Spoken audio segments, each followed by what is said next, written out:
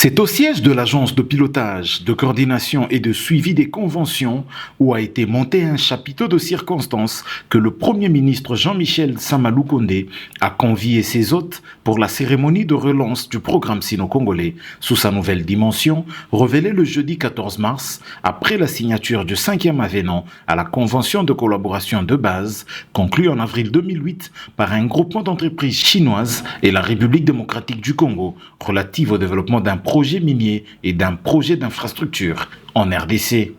Parmi les convives, toutes les parties prenantes à la réformulation de cette convention de collaboration, dont l'inspecteur général des finances Jules Alinguete, des membres du gouvernement de la République, dont Alexis Guissaro des ITP et Antoinette Samba des Mines, des représentants de la partie chinoise à travers la firme Cisco SA, des directeurs généraux des établissements et services publics, dont celui de l'Agence congolaise des grands travaux, Nico Nzaou, qui était accompagné de son adjoint Jean-Claude Midombouete. Freddy Chembo-Yodi, directeur général de l'APCSC, prend la parole en premier et rappelle dans son speech tous les espoirs que la République fonde sur cette révision de la convention de collaboration.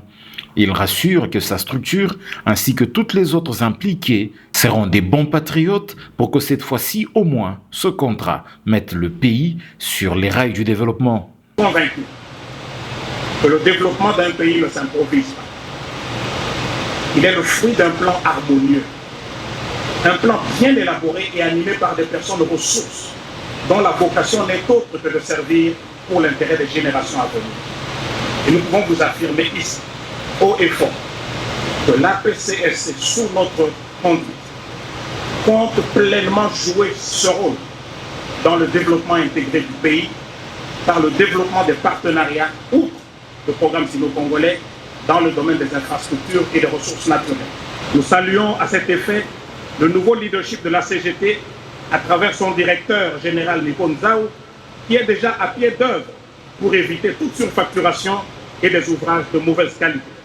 Le Premier ministre Jean-Michel Sama-Lukonde qui reste convaincu que dans la collaboration avec la Chine, cette fois-ci est la bonne, a salué le travail réalisé par la partie congolaise qui a fait naître cet espoir. Féliciter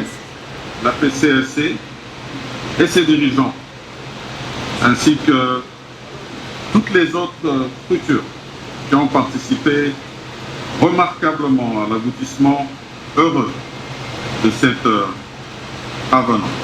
À noter que l'amendement de ce contrat rétablit l'équilibre dans ce partenariat en le rendant gagnant-gagnant entre les deux parties. Parmi les points d'accord figure notamment la révision à la hausse du montant d'investissement pour les infrastructures de 3,2 à 7 milliards de dollars américains à disponibiliser sur 15 ans.